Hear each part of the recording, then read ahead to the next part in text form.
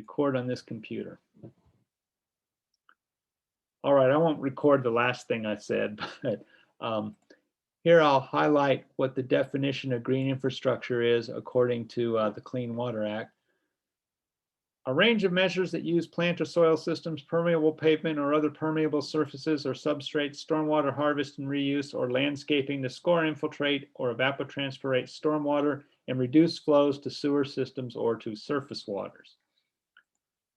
That's a lot of words to say that a green infrastructure is whatever you can do to reduce flows to sewer systems or storm flows back to surface waters. And this is kind of a contradiction in policy, because if we're reducing inflows to our surface water system, we're kind of reducing our water supply. And where the contradiction in policy happens is later on where they talk about rainwater harvesting as a technique to increase water supply. Well, you wouldn't need to increase water supply if you weren't rainwater harvesting stuff away. And that's the unique feature of policy. Even well thought out policy contradicts itself. And there's nothing to blame about that, but you got to be aware of that'll happen. A lot of this green infrastructure over the last going on 30 years came about as a response to water pollution in urban areas. Because stormwater isn't a problem if there's no people around. So a flood in the middle of the Amazon basin, where the only people are indigenous people that still go hunting with poison-tipped darts after licking a frog and spitting on the dart,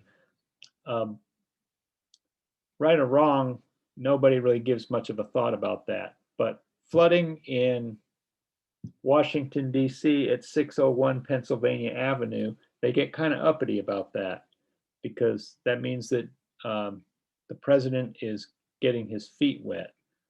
And he's an elderly man, and if he gets wet feet, he'll get a bad cold, and that'll be bad for everybody. So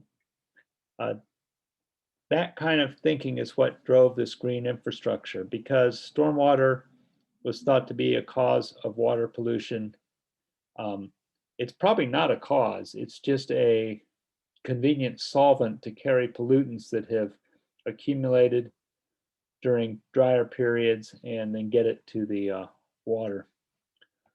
So let's look at, for example, streets and parking lots. What kind of pollutants come to mind in streets and parking lots?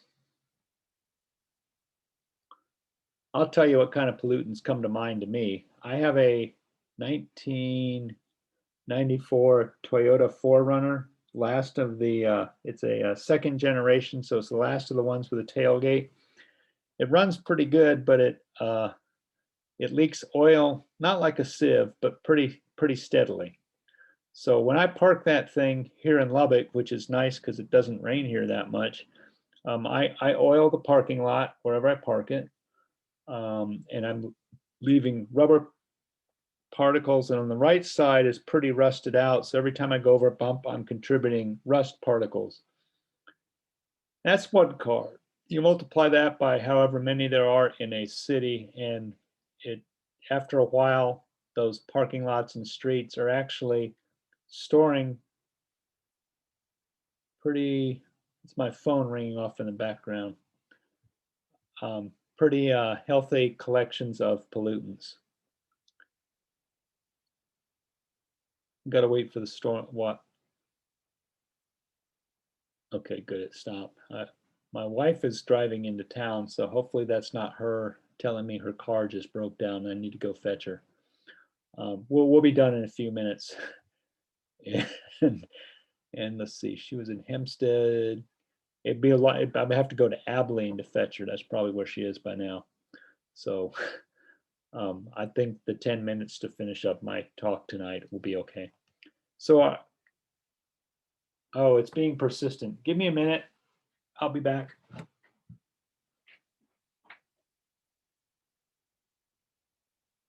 Hello? Hello?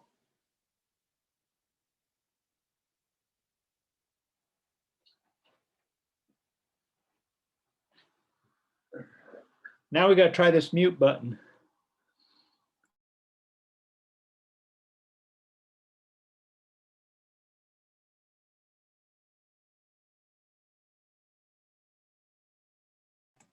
She was just telling me she's in Abilene, so we're good to go. So our parking lots and streets can accumulate quite a bit of really, really high quality pollutants from a water quality standpoint.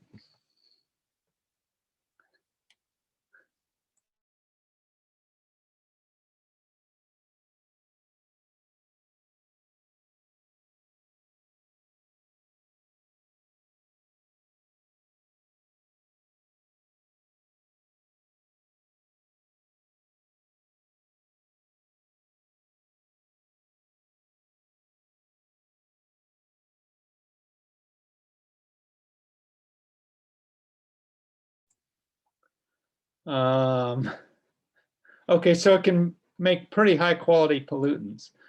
The other way we get pollutants is through gutters and stuff coming off of our houses. And so the stormwater takes trash, bacteria, metals, oils from the urban landscape and gets back out into a receiving stream. And that's hard on fish and birds and other little crawly things that we value as humanity. And so that's what drove this whole green infrastructure.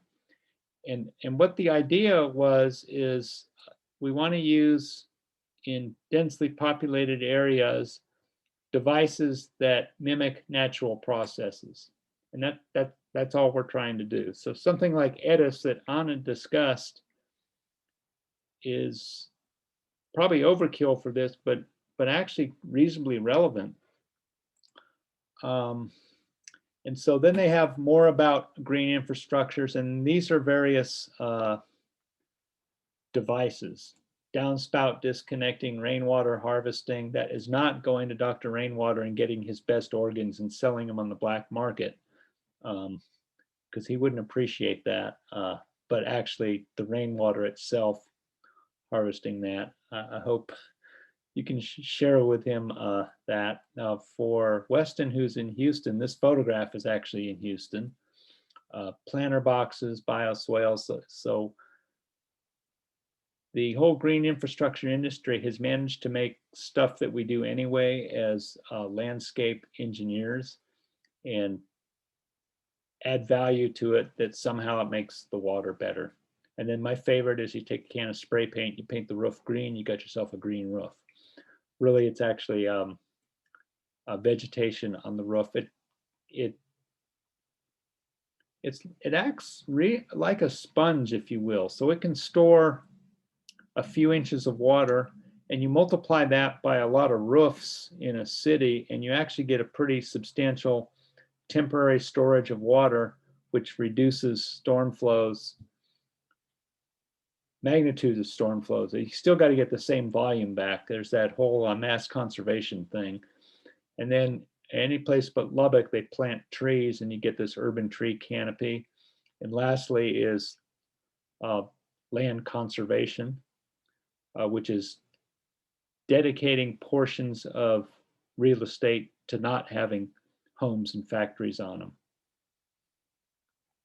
Okay, so all that's all nice and pretty. One of the legitimate questions that comes up even today is related to cost benefit, which is, okay, so I want to spend money on this. What kind of water quality performance am I going to get from it? And that's when the experts go, yeah, it's got to be good because it's got green things in it. So in time,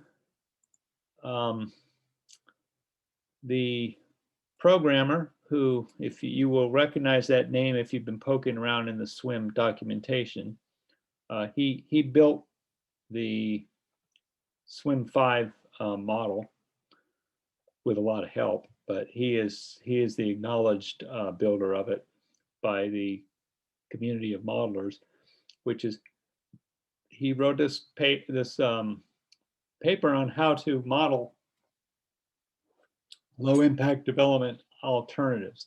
So low impact development or green infrastructure have become synonyms, although originally they were somewhat different concepts. But an LID device and a green infrastructure device are essentially the same thing. They differ with respect to scale. So LIDs are kind of smaller scales, and green infrastructures are watershed scale. I sound like I'm talking about drugs in Colorado. Now, lid's a very small amount, and then you get the whole dispensary. So yeah, that's the relationship. It's the relationship between a little baggie of edibles that you sell to customers and the entire dispensary is green infrastructure and low impact development. And so he goes on to introduce what low impact development is, and more importantly, right here, this chapter describes how we can model specific types of lids. And the types that are currently, to some extent, built into SWIM are permeable pavements, bioretention areas. So Lou wisely decided not to do rain gardens and street planters as separate things, because one of the issues in writing and maintaining a model like SWIM or EDIS is if you get too specific, there's no difference computationally and hydraulically between a rain garden and a planter. But if you provide those two, you are admitting the possibility that a modeler will misinterpret them and try to game them against each other. So the more, it's ironic, but the more that you force onto the modeler themselves to think it out, the better modeling results you get. There was enough impetus to keep rain barrels as separate things. Infiltration trenches makes kind of sense to me. And my favorite thing, the vegetative swale, which means a portion that you haven't put any concrete on, and is kind of V-shaped. And he has a picture of a vegetative swale. So a vegetative swale, we commonly know that as a backyard ditch. So if you've seen backyard ditches, it's a vegetative swale. Here in Lubbock, we take the center part of the swale and we drive over it with garbage trucks until nothing grows on it. And so our back alleys are vegetative swales with a couple of bare soil parts. A rain garden is a portion of real estate that you intentionally plant phreatophytes, which is a name for a plant that really likes a lot of water and can tolerate its roots being wet for a long time, apparently 365 days in Anna's model. But these upland ones probably can't survive wet roots that long. Rain barrel, this is a fancy polyethylene rain barrel. You literally can achieve this with a Home Depot plastic garbage can, and you want to put screen over the top so that critters don't get in it unless you're trying to make critter stew, and then maybe you want them to get in there. And when this rain barrel, this particular one, when it's full, the homeowner can water things with it. Straight planter, obvious. Permeable pavement, not so obvious. And here in Texas, this is still pretty uncommon. I'm seeing it more and more, but on the East Coast, they're way into this stuff. This particular one are interlocking pavers, and they get their permeability mostly because of the space in the corners here. In Texas, we have a permeable concrete specification in the TxDOT design on their server that tells how to produce an aggregate where there's substantial permeability of the actual solid material. So we can make entire roads that are permeable, or parking lots. It doesn't get done that much in Texas because the permeable pavements have a shorter lifespan. And highway engineers in particular, they want to lay something down and they want it to stay there until after they're retired. So that's stuff has to have a 40-year lifespan. Permeable pavements fail after about 10 years, more so up here in Lubbock, because we get winter here occasionally. Water gets into a permeable pavement, freezes, and ice breaks things. And then infiltration trench. This is just a trench that's filled with stones, and then it's got a thing here with a little blinky light on it. Basically, that's a septic system. And the blinky light is telling you when the trench has too much water in it, and it's about to go to overland flow.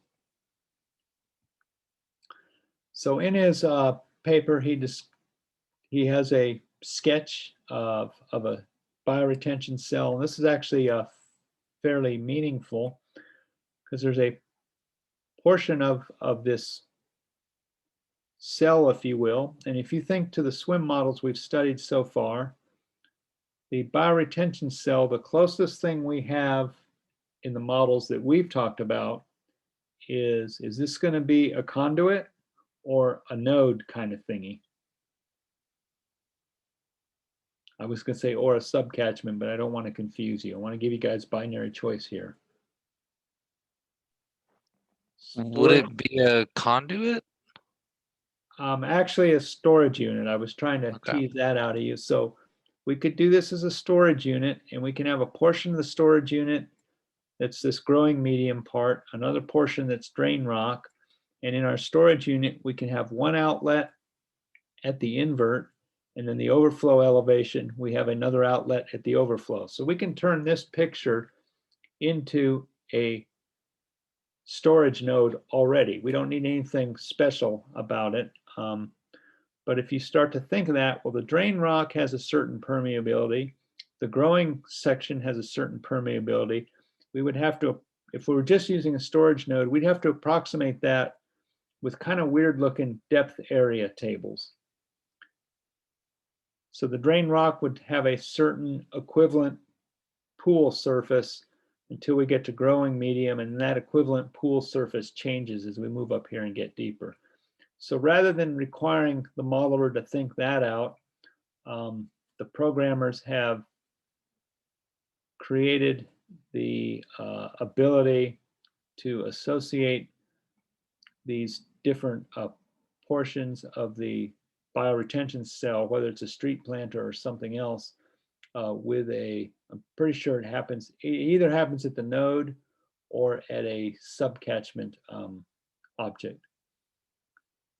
And if we look at that picture, that is the generic LID unit, regardless of the mechanism that the unit is employing. It has water coming in, either from somewhere else, which is called run-on. It has rainfall coming in. Once the local storages are satisfied, just like a subcatchment, there's a runoff component called overflow. There's infiltration, percolation, further infiltration into the different layers, and the underdrain represents another way for water to get out, and then ET can phone home from the surface layer or the soil layer. And then, like all good programmers and scientists, you immediately go to differential equations, and that's to turn away the timid. But this is just the mass balance is a rate equation in terms of depth in the surface layer. And then L2, that looks like a reaction term. And that is looks like a filtration term. So let's see if I got that. Oh, those were just, these are just storage in different layers. My bad. I wasn't paying attention. And so we have depth of the ponded water, soil layer moisture content, depth in the storage layer, externally supplied precip, externally supplied run-on. Runoff is a computed value. Under drain outflow rate is probably a computed value. ET phoning home from the surface is an input parameter. Soil zone evapotranspiration is an input parameter. Surface infiltration rate is a soil property. Percolation rate is a different soil property. Native soil rate is a different soil property. Layer depth is a physical property that the designer can control. And then the known void ratio. I wonder why he must have been a reason why Lou used void ratio instead of porosity. So that is the usual meaning of void ratio from a geotechnical terminology. And then the flux terms are computed as the method proceeds. Then immediately to green amped. So when we're using the LID features in SWIM, it's mostly going to be the soil physics is going to be approximated with the green amped equation. And the justification for that is actually pretty honorable. We know soil physics is important in these things, and the green amp, we can find numerical values for the particular parameters that are defendable. Defendable meaning they come from the literature, or there's something that we could conceivably measure in a laboratory if we had to. I would guess that in actual practice, outside of university professors doing these things in very small scale examples, that in professional practice, none of this gets measured. It's all based on textual description of the soil. They might measure saturated hydraulic conductivity because you can do that pretty easily in a geotechnical lab. You could send a sample $150 later, you have a number. Soil porosity would be included in that $150. And then if you were like really worried about it, you'd send 8 or 10 samples. And so for under $1,000, you would have numbers. And I see you're all grinning, but those are the kind of, we'll spend tens and thousands of modeler hours and engineer hours and just a few $100s on getting numbers for our things. Wouldn't say that that's backwards, but it is kind of short-sighted. The argument against getting too many laboratory numbers is that once you take that soil sample and send it to a lab, you've disturbed it. And especially if these are engineered things, there's no point of having more than enough samples to get a mean value and estimate a standard deviation. And then that's what you're going to go with. There's so much other uncertainty there that overspending money on some of the sampling is ridiculous. If there is enough monitoring money, you would like to put a tensiometer in all of these things so that you could keep track of the suction head at any moment in time. Okay, so SWIM already has the green amp model, which was another legitimate justification of why it got used. Next, we get the rate of percolation, and he creates a coefficient from the soil retention curve. And we haven't discussed soil retention curves in this class. You would have seen those in your geotechnical class. I'm going to try to draw a soil retention curve real quick, and I'll put it on the overhead. Let's see, we measure saturation is theta.